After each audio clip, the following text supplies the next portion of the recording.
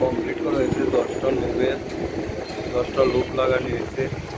এটা common selected সুইচে connection করা হয়েছে 10টা, 1 2 3 4 5 10টা।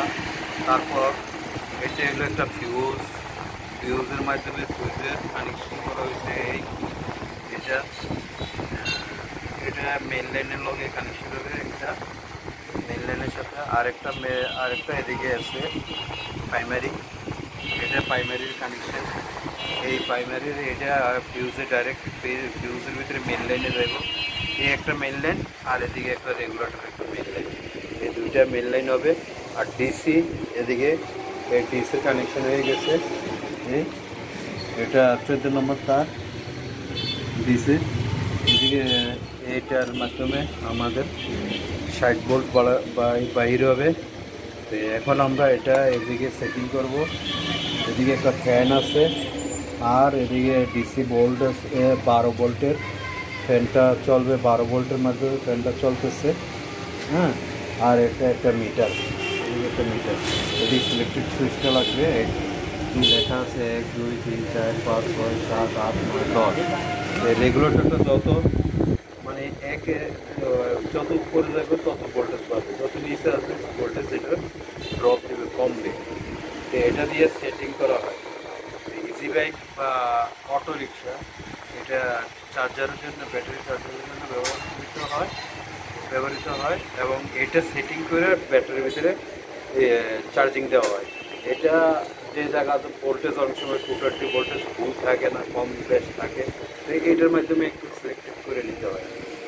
তো এই আমি সম্পূর্ণ দেখাইছি, খোলার থেকে ফিটিং পর্যন্ত সম্পূর্ণ এদিকে দেওয়া আছে। আমার প্রত্যেকটা পার্ট বাই পার্ট সম্পূর্ণ পার্ট দেখবেন, আশা করি দেখতে শিখতে পারবেন।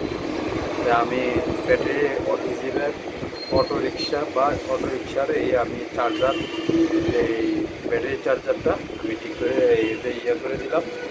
এটা দুইটা বানাইছি, এই একটা আর এই একটা, দুইটা বানিয়েছি। দুটোরে ভিডিও আপনাদেরকে দেখালাম দিয়েছি। এই একটা এদিকে রাখছি, 1 2 3 4 5 6 7 7 7 8 9 10টা। তো এটার রেগুলেটরে এসে 10টা পয়েন্ট রেগুলেটর যাবে। আর এই একটা এটা যাইব রেগুলেটরের ইয়াতে ফিউজ লাইনে, মেইন লাইনের। আর রেগুলেটরের যে সিলেক্টেড সুইচ একটা মেইন লাইনের কানেকশন হবে। আর এটা হলো, এই দুইটা হলো ডিসি লাইন, এই 60 ভোল্টের। এই দুইটা 60 ভোল্টের বাড়াই যায়, 60 ভোল্ট বাইরে হইল।